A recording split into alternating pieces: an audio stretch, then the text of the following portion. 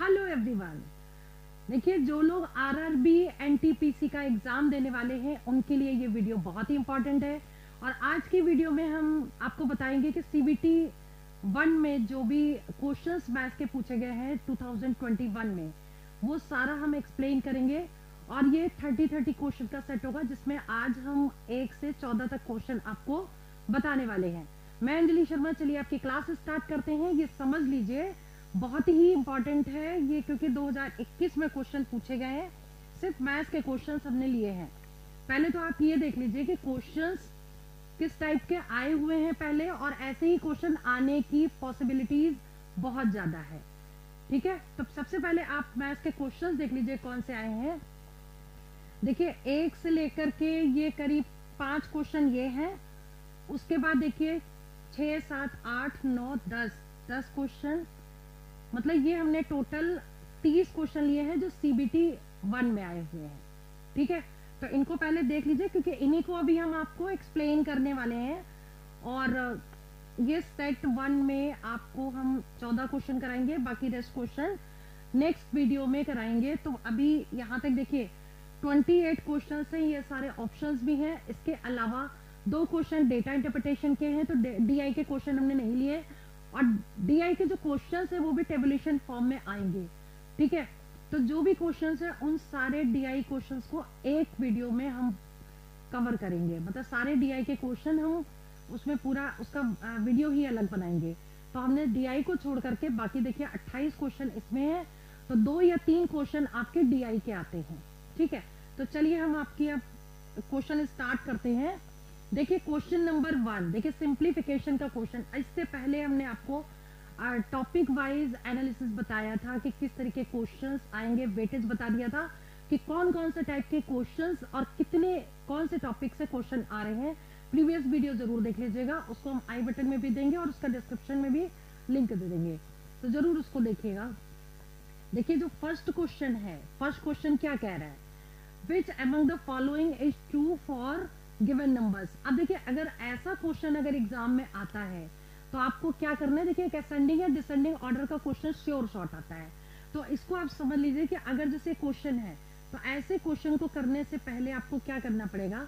Number देखिए सभी में सेम है, तो हमने 1 के नंबर उतार लिए हैं कि यही नंबर्स है सभी के, और इसमें 32/47 है और 25/27 है। अब क्या करेंगे ऐसे क्वेश्चन को करने के लिए। देखिए या तो एलसीएम लेके करेंगे या डिवाइड करके करेंगे, 2 तरीके ये हैं, लेकिन ये लेंदी है। आप इसको कम से कम टाइम में कैसे कर सकते हैं, पहले इनका डिफरेंस निकाल लीजिए। तो इसका जो डिफरेंस है वो 20 है। ठीक है, इसका डिफरेंस निकालिए, इसका डिफरेंस आ गया 27, इसका डिफरेंस निकालिए, इसका डिफरेंस आ गया 15, और इसका डिफरेंस निकालिए, इसका डिफरेंस हो गया 2। ठीक है, अब ये देखिए डिफरेंस मतलब माइनस करना, नीचे वाली वैल्यू से ऊपर वाली वैल्यू को माइनस कर देना। अब आपको एक राउंड फिगर मिल जाएगा कि यहाँ 13 को 20 से डिवाइड करना है। ठीक है, तो 0.6 समथिंग आएगा, जो भी आएगा। ठीक, 27 को इससे डिवाइड करेंगे तो 2 को जब हम टेबल ले जाएंगे तो 2 9 18 होगा, तो यहाँ पे 0.9 से भी कम वैल्यू, मतलब 0.8 के आसपास आ जाएगी कुछ वैल्यू। ठीक है, या 0.9 आएगी या जो भी आएगी, तो हमने एक राउंड फिगर इसका ले लिया है। तो अगर हम इसको भी डिवाइड करेंगे 32 को 15 से, तो 2 पॉइंट समथिंग आ जाएगा, और यहाँ पे जब डिवाइड करेंगे तो ये आ जाएगा 12 पॉइंट समथिंग। अब हमको इससे एक आइडिया लग गया कि सबसे छोटी वैल्यू तो ये है, उसके बाद ये है, उसके बाद ये है, ये उसके बाद ये। तो ये जो नंबर्स है तो देख लेते हैं कि ये सीरियल वाइज ही है। देखिए ये less than this, less than this, this less than this, तो इसका मतलब इसका सी आंसर करेक्ट हो गया। क्लियर। तो ऐसे हम डिफरेंस लेकर के डायरेक्ट डिवाइड करके कुछ आइडिया लेकर के आंसर को टिक कर सकते हैं।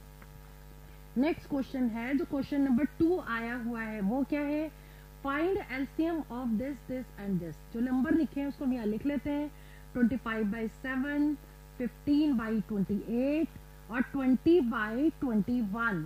अब आपको क्या करना है, समझिए कि आपको इसमें एलसीएम पूछा गया ना, तो एलसीएम अगर किसी फ्रैक्शन का निकालना हो तो एलसीएम इज इक्वल टू क्या होगा, एलसीएम ऑफ न्यूमरेटर, न्यूमरेटर मतलब ऊपर वाली वैल्यू, यानी किसका 25, 15 और 20 का, और नीचे HCF ऑफ डिनोमिनेटर, ठीक है। और डिनोमिनेटर में क्या वैल्यूज है, 7, 28, 21, ठीक है, क्लियर। अब देखिए इसका अगर हम एलसीएम निकालेंगे तो एलसीएम निकालने का जो तरीका है वो थोड़ा सा लेंदी है, लेकिन हम इसको शॉर्ट फॉर्म में कैसे निकालेंगे, इनमें से सबसे बड़ी वैल्यू क्या है, 25 है, तो 25 को हम लिख देंगे यहाँ, ठीक है। आप देखेंगे कि क्या ये वैल्यू 25 कटती है इससे, तो इससे तो कट नहीं रही, तो इसके कर लेंगे फैक्टर, तो 3 इंटू 5 हो गया, तो 5 से तो ये कट जाएगी, लेकिन 3 बचा तो 3 को और इंटू कर देंगे इसमें। अब क्या देखें कि 20 से 25 कट जाता है, नहीं कटता, तो हमको इसके भी फैक्टर करने पड़ेंगे। वो फैक्टर क्या होंगे, 5 और 20, ठीक है। तो 5 से तो ये वैल्यू कट जाती है, लेकिन 4 से नहीं कटेगी, तो 4 से और इसको इंटू कर देंगे, तो ये आपका हो जाएगा एलसीएम, ठीक है। तो अब इसको इंटू कर दीजिए, 25 चौक 100, 100 और इंटू 3 यानी 300, तो आ गया इसका एलसीएम ऊपर वाले नंबर का। अब जो एचसीएफ निकालेंगे वो नीचे वाली जो डिजिट है, तो देख लीजिए कि सारे नंबर किससे कटते हैं, वही एचसीएफ होगा। तो 7 से ये भी डिवाइड हो जाता है, ये भी डिवाइड हो जाता है, यानी कि 7 इसका एचसीएफ हो गया। 300 upon 7 means A option correct हो गया, ये आंसर सही है, ठीक है। इस तरीके से आप क्वेश्चन को देख करके डायरेक्ट भी टिक कर सकते हैं। अब क्वेश्चन नंबर आ गया 3। थर्ड क्वेश्चन क्या कह रहा है, X is 5 feet tall and he notices that he casts a shadow that's 3 feet long। बता X फीट की कोई टॉल X कोई चीज है जो 3 फीट का लॉन्ग शेडो बनाती है, ठीक है। अब पूछा गया है he then measures the shadow of cast by his school building is 30 feet। अगर 30 फीट की स्कूल बिल्डिंग होगी तो कितने मीटर की, how tall is the building, building कितनी टॉल होगी अगर शेडो इतने की होगी, ठीक है। तो आप देख लें कि शेडो पहले कितने की थी, 3 फीट लॉन्ग शेडो थी, तो 3 फीट की अगर शेडो थी तो बिल्डिंग की लेंथ की हाइट कितनी थी, टॉल बिल्डिंग थी 5 फीट, ठीक है। अब अगर शेडो 30 फीट है तो बिल्डिंग कितनी होगी, 5/3 इंटू 30, मतलब इस वैल्यू से इंटू कर देंगे this value upon this value, यानी यूनिटरी मेथड हमने लगा दिया है, ठीक है। अब इसे कट कर दीजिए, ये आ गया 10, यानी कि 50 फीट आंसर होगा, इसका मतलब ए आंसर करेक्ट हो गया, क्लियर। चलिए आगे बढ़ते हैं, क्वेश्चन है ठीक है, आगे क्वेश्चन है 3 चेयर्स एंड 2 टेबल्स का कॉस्ट ₹700। अगर हम इसको एक्स वाई मान के करें तो कई बार क्या होता है, क्वेश्चन इस टाइप के जो होते हैं ना वो इक्वेशन बना के सॉल्व हो जाते हैं, कई बार ओरल भी निकाल सकते हैं। अब समझ लीजिए, अगर हम चेयर को एक्स मान लें, इसको टेबल को, या चेयर को हम सी ले लें, टेबल को टी ले लें, तो ज्यादा सही रहेगा। 3 chair plus 2 tables is equal to 700। 5 chairs and 3 tables, ये है 1100। पूछा क्या गया है, एक चेयर और 2 टेबल की कॉस्ट पूछी गई है, तो एक चेयर प्लस 2 टेबल की कॉस्ट आपको निकालनी है, ठीक है। तो ऐसे क्वेश्चन को करने के लिए आपको क्या करना है कि पहले तो हम कोफिशिएंट इक्वल कर लेते हैं और वैल्यूज निकाल लेते हैं इसकी। अब देखिए इसको हम क्या करेंगे, इसको 3 से इंटू कर दें, इसको 5 से इंटू कर दें, तो 15, यानी कि C 15 हो जाएगा, तो दोनों इक्वल हो जाएंगे और कैंसिल हो जाएंगे, तो कितना हो जाएगा 15C प्लस 5 का इंटू पूरे में करना है, ठीक है। तो 15C plus 10T is equal to 0 0 5 7 35 हो गया। अब 3 का into 15C plus 9T is equal to 3300। अब 3 का इंटू इसमें कर दिया, अब माइनस करिए इसको, जब माइनस करेंगे तो ये दोनों कैंसिल होगा, यहाँ कितना बचेगा T, और इसमें से जब हम इसको माइनस करेंगे तो कितना आ जाएगा 200, यानी एक टेबल की कॉस्ट है 200, ठीक है। अब यही T उठा करके अगर हम फर्स्ट में पुट कर देंगे तो C की वैल्यू आ जाएगी, तो 3C is equal to 700 minus, अब 200, 2 इंटू 200 यानी 400 यहाँ पे पुट कर दीजिए, कितना आ जाएगा, 4 3 7 होता है, तो 300 हो गया 3C तो एक चेयर की कीमत हो गई 100 रुपए, 300/3। अब इसमें पुट कर दीजिए, एक चेयर यानी कि 100 रुपए हो गए, 2 टेबल यानी कि 400 रुपए ऐड हो गए, दोनों को ऐड कर दीजिए, 500 इसका आंसर होगा। 500 मीन्स सी ऑप्शन करेक्ट हो जाएगा। ठीक है, समझ गए। चलिए आगे बढ़ते हैं, क्वेश्चन नंबर 5वां। 5th क्वेश्चन क्या कह रहा है, the HCF of two numbers is 210। ठीक है, तो एलसीएम दे रखा है, एलसीएम कितना दे रखा है, 210 दे रखा है। HCF दे रखा है कितना,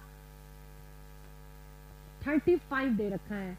1 नंबर यानी कि एक नंबर दे रखा है, 1 नंबर हम लिख रहे हैं ताकि चीजें समझ में आ जाए, अदरवाइज डायरेक्ट फॉर्मूला लगा सकते थे। 105 दे रखा है, दूसरा नंबर निकालना है, अदर नंबर निकालना है, इसको मान ले x। ठीक है, तो फॉर्मूला होता है HCF into LCM is equal to first number into second number, यही फॉर्मूला लगेगा। तो फर्स्ट नंबर कितना है आपका 105, सेकेंड नंबर है आपका x मान लिया, इज इक्वल टू HCF और LCM दोनों को मल्टीप्लाई कर देंगे आपस में। तो फर्स्ट नंबर कितना हो जाएगा 210 इंटू 35 अपॉन 105। अब 5 से कट करिए, 5 सत्ते 35, 5 दूनी 10, 5 एकम 5, और इससे कट गया, ये आ गया 10, यानी x की वैल्यू आ गई 70। 70 का मतलब ये देखिए b दे रखा है, इसका मतलब b ऑप्शन करेक्ट हो गया। क्लियर, ठीक है। चलिए आगे बढ़ते हैं, क्वेश्चन नंबर 6। क्वेश्चन नंबर 6 क्या कह रहा है, working alone A can do a job in 15 days. A अकेला किसी जॉब को 15 दिन में करता है, and B can do the same job in 18 days, 18 दिन में करता है। ए अकेला करे तो 15 दिन में करता है, बी करे तो 18 दिन लगते हैं उसको। तो आपको बताना in how many days will the job complete if both work together. अगर दोनों एक साथ करें तो कितना टाइम लगेगा। तो आपको निकालना क्या है, a प्लस बी निकालना है, और इनका एक दिन का वर्क निकाल लेते हैं 1/15 और दूसरे का 1/18। ये एक दिन का वर्क हो जाएगा, बाकी हम बाद में रेसिप्रोकल कर लेंगे। ठीक है, तो हम क्या करेंगे ना, इसको एलसीएम वैसे लेना था, हम एलसीएम ने लेके दोनों डिजिट एज इट इज उतार देंगे, और यहाँ पे दोनों डिजिट को प्लस कर देंगे, 18 यहाँ और 15 यहाँ। अब इसे कट कर दीजिए आप, पहले इसको प्लस करिए, 8 और 5 कितना होता है 13, 2 और 1 3, 33 हो गया। 15 इंटू 18, अभी 3 से कट जाएगा, 3 एकम 3, 3 पचे 15। अब मल्टीप्लाई कर दीजिए 11 अपॉन, और कितना हो गया 18 पंचे 40, 5 4 9, 18 पंचे 90 हो गया। यानी कि अब इसको रेसिप्रोकल करेंगे, 90 अपॉन 11 डेज में काम होगा, क्योंकि ये जो निकला है वो एक दिन का वर्क निकला है। जब ए और बी दोनों मिलके करेंगे तो ये एक दिन का काम निकल आया। ठीक है, चलिए अब इसके बाद जो ऑप्शन होगा कौन सा, ठीक है 90 this is B option is correct. Now question number 7 देख लीजिए, if 3 numbers are in the ratio 1:2, 1:3:5 and their sum is 10800, find the largest of 3 numbers। 3 number में लार्जेस्ट नंबर आपको बताना है। तो आप करोगे क्या, फर्स्ट नंबर को अगर हम मान ले x, सेकेंड नंबर मान ले 3x और थर्ड नंबर मान ले 5x, क्योंकि जो रेशियोज दिए हैं हमने इनको मान लिया फर्स्ट नंबर, सेकेंड नंबर और थर्ड नंबर। ठीक है, अब सभी का सम यानी कि सबको प्लस करिए, x plus 3x plus 5x is equal to कितना दे रखा है 10800। अब इनको प्लस करिए, 5 3 8 और 1 9, तो 9x is equal to 10800 and x is equal to कितना होगा 10800 बाई 9, तो 9 1 जो 9 हो गया।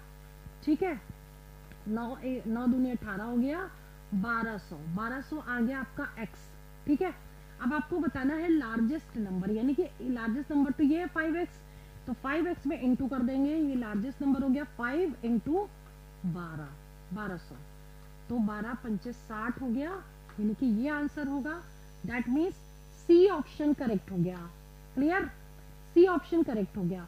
तो ऐसे अगर स्मॉलेस्ट नंबर पूछते तो जो x की वैल्यू आई थी वही आपका स्मॉलेस्ट नंबर होता। मिडिल नंबर भी पूछ सकते तो मिडिल नंबर में 3 से इंटू अगर इसको कर देते तो वो मिडिल नंबर आ जाता। ठीक है, चलिए आगे बढ़ते हैं क्वेश्चन नंबर 8। 8वें क्वेश्चन में क्या कह रहा है, एक a car travels at the speed of 50 kilometre per hour for the first half of the journey. पहली half journey 50 kilometre per hour के हिसाब से चलता है, ठीक है। And at the speed of 60 kilometre per hour for second half journey 50 kilometre per our.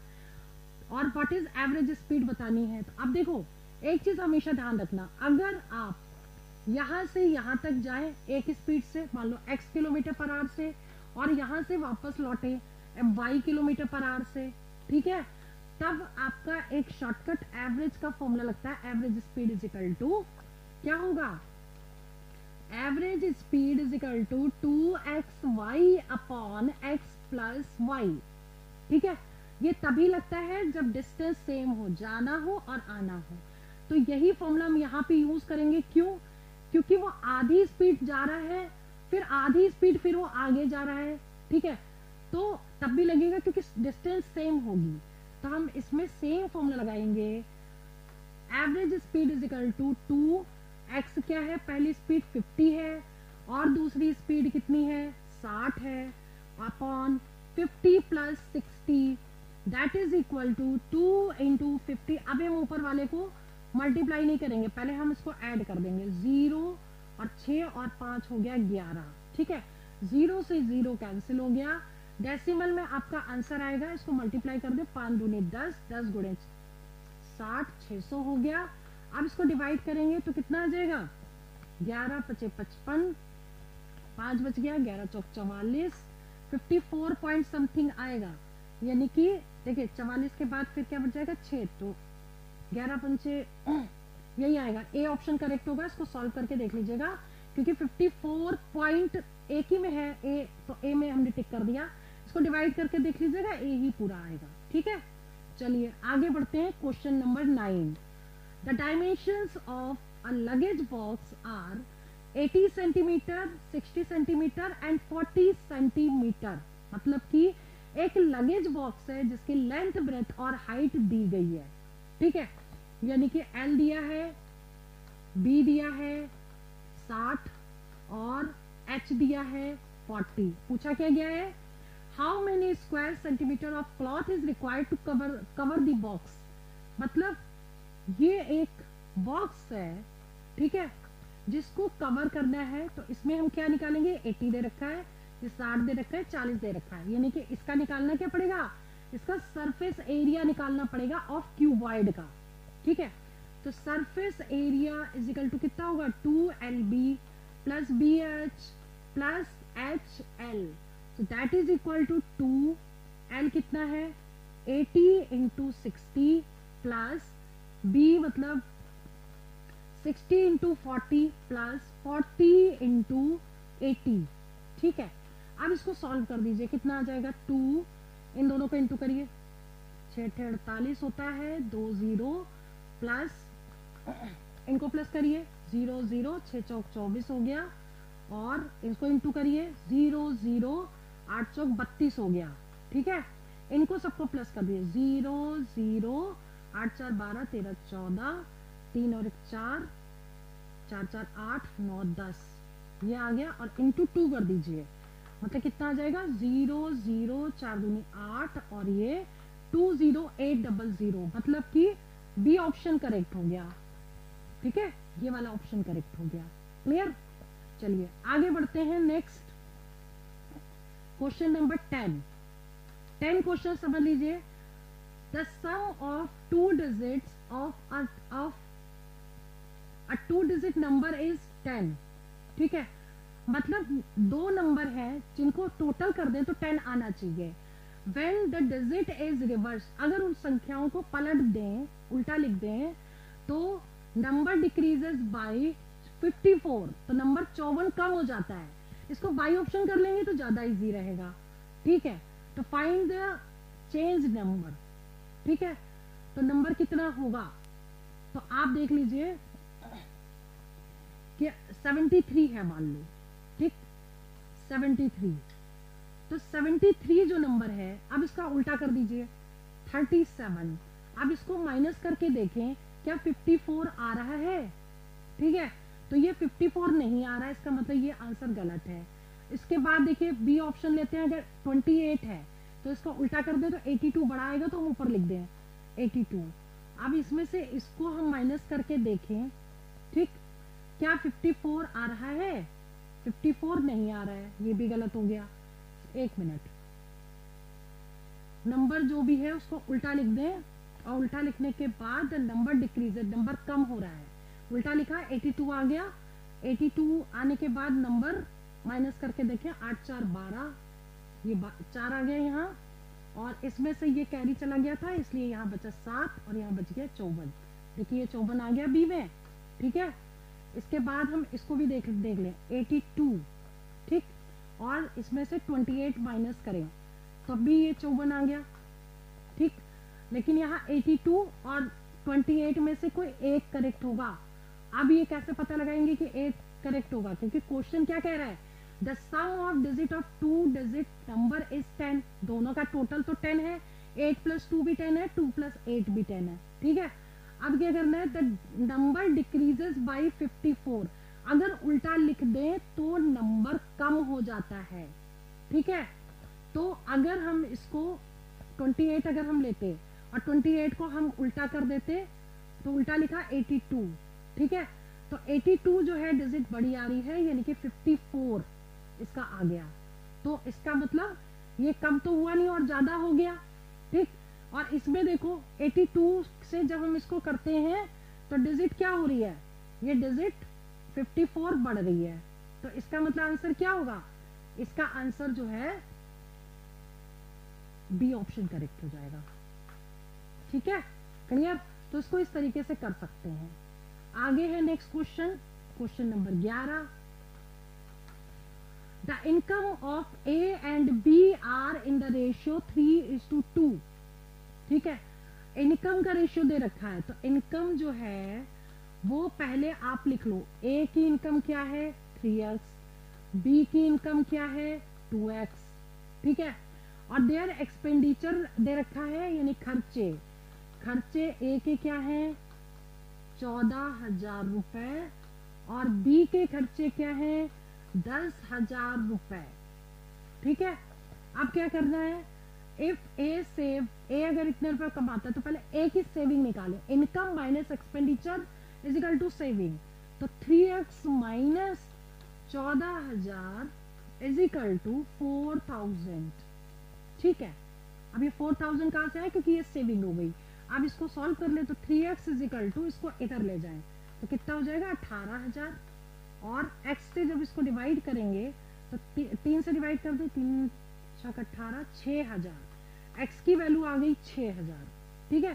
तो यानी कि a की इनकम निकल आई, ऐसे ही आप b की इनकम निकाल लो, x की वैल्यू यहाँ पुट करोगे a की इनकम निकल आएगी, लेकिन हमें चाहिए b की सेविंग, तो हम b की इनकम निकाल लें, 2 × 6,000, यानी कि इसकी इनकम कितनी हो गई 12,000 इनकम हो गई। इसकी सेविंग पूछिए तो इतना अगर कमा रहे हो 10,000 खर्च कर रहा है, ठीक है, तो सेविंग कितनी हो जाएगी 12,000 में से 10,000 माइनस कर दो, 2,000 आंसर आ गया इसका। 2,000 का मतलब क्या आंसर होगा, बी ऑप्शन करेक्ट हो जाएगा, ठीक है। चलिए बात करते हैं क्वेश्चन नंबर 12 की। सिंप्लीफाई करना है, सिंप्लीफिकेशन के 3 से 4 क्वेश्चन हर एग्जाम में पूछे जा रहे हैं। पहला वाला क्वेश्चन भी सिंप्लीफिकेशन का था, 2/9 प्लस बॉडवर्स लगेगा, ठीक है, और यहाँ डिवाइड है 2/9 प्लस 2/5, क्वेश्चन हमने पहले उतार लिया। अब आपको क्या करना है, यहाँ पर एलसीएम लेना, 9/45 हो गया, ठीक, 5 दूनी 10 प्लस 9 तिया 27, ठीक, यहाँ पर भी 45 हो गया, और क्या करेंगे 5 दूनी 10 और 9 दूनी 18। अब इसको टोटल करिए, यानी हो गया 37/45। अब उसको उल्टा कर देंगे, इनटू लगाएंगे तो 45 ऊपर आ जाएगा, और इन दोनों को प्लस करिए, 8 और 2 28, ये दोनों तो यहीं कैंसिल हो गए, ठीक। 37/28 मतलब ए ऑप्शन करेक्ट हो गया, ठीक है, क्लियर। बॉड मास यूज होगा, बाकी कुछ नहीं करना है। आगे क्वेश्चन नंबर 13 देख लीजिए, P is twice as efficient as Q, P P जो है वो ट्वाइस एफिशिएंट है, ठीक है। तो हम एक काम करते हैं, यहाँ पी और क्यू लिख देते हैं कि अगर ये जल्दी काम कर लेता है, पी ट्वाइस है, ठीक है। तो टाइम देखिए, जो जल्दी काम करेगा, जो ज्यादा एफिशिएंट होगा उसको टाइम कम लगेगा, और टाइम किसको ज्यादा लगेगा, जो देर से काम करेगा, धीरे काम करेगा। यहाँ पी एफिशिएंट है तो क्यू को टाइम डबल लगेगा, ठीक है। तो अगर हम इसको एक मान लें तो ये 2 लेना पड़ेगा, क्यों, क्योंकि पी एफिशिएंट है। यहाँ पे सिर्फ हम टाइम की बात कर रहे हैं, वर्क की बात नहीं कर रहे हैं, हम यहाँ टाइम की बात कर रहे हैं कि टाइम अगर इसको 1 लगेगा तो इसको 2 लगेगा, ठीक है। अब देखिए क्यू को 12 दिन लगते हैं, तो क्यू तो है दूसरे वाला, ये 12 हो गया। अब सपोज पी को x दिन लगते हैं, ठीक है। पूछा गया है if both of them work together how much time will they take to complete the job, मतलब दोनों साथ में करें तो कितने दिन में काम कंप्लीट होगा। तो आपको क्या करना है, पहले एक का निकालना, पी का हम निकाल लेते हैं, क्यू का हमको दिया हुआ है, दोनों को हम प्लस कर देंगे, आंसर निकल आएगा, ठीक है। तो हम क्या करें, सबसे पहले इसको सॉल्व कर लेते हैं। तो इसमें दूर का इंटू दूर से और पास का इंटू पास से होगा, तो 12 2x इजिकल टू हो गया 12, तो x कितना हो गया 6, 12/2 यानी कि 6, यानी p को लगता है 6 दिन। अब टुगेदर निकालना है क्योंकि p plus Q 1/6 plus 1/12 solve कर लीजिए, 12 एलसीएम आ गया, 6 दूनी 12 और 1 3/12, मतलब 1/4 पार्ट करते हैं एक दिन में, तो पूरा पार्ट 4 दिन में करेंगे, इसका रेसिप्रोकल कर दिया, 4 डेज का मतलब सी ऑप्शन करेक्ट हो गया, ठीक है। चलिए आगे बात करते हैं क्वेश्चन नंबर 14 की।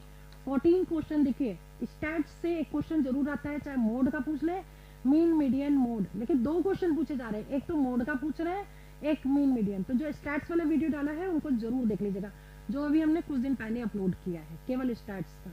चलिए इसमें क्या पूछा गया है, what is the median of the following list of numbers 3 5 3 6 9 11 19 और 1। देखिए इन नंबर्स, पहले मैं नंबर लिख लेती हूँ, 3 6 9 11 19 1, ठीक है। 1 2 3 4 5 6 7 1 2 3 4 5 6 7 नंबर हो गए।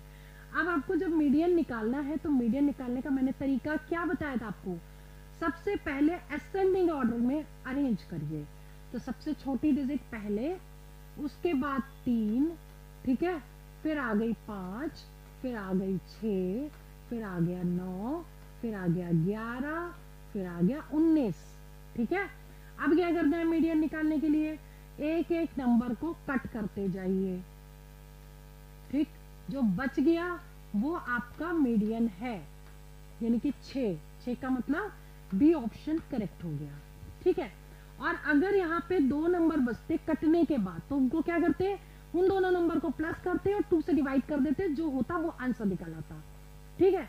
तो आज की इस वीडियो में हमने आपको 14 क्वेश्चन समझाए, एक्सप्लेन किए, उनको आप प्रैक्टिस करिएगा। बाकी जो रेस्ट क्वेश्चन है वो बहुत जल्दी हम नेक्स्ट वीडियो में आपको बताएंगे, क्योंकि क्वेश्चन हमने आपको पहले ही दिखा दिए थे, और डेटा इंटरप्रिटेशन के जो क्वेश्चन है वो हम एक साथ आपको एक्सप्लेन करेंगे। अभी हम CBT 1 लेकर चल रहे हैं, फिर इसके कुछ सेट्स करवाएंगे, उसके बाद मॉडल टेस्ट पेपर भी करवाएंगे, और सारी प्रैक्टिस आपको इसमें करवा देंगे, फिर CBT 2 के भी क्वेश्चन हम उठाएंगे इसमें, ठीक है। तो चलिए वीडियो में यही ओवर करती हूँ। All the best for exam 5 selection. जय हिंद, जय भारत।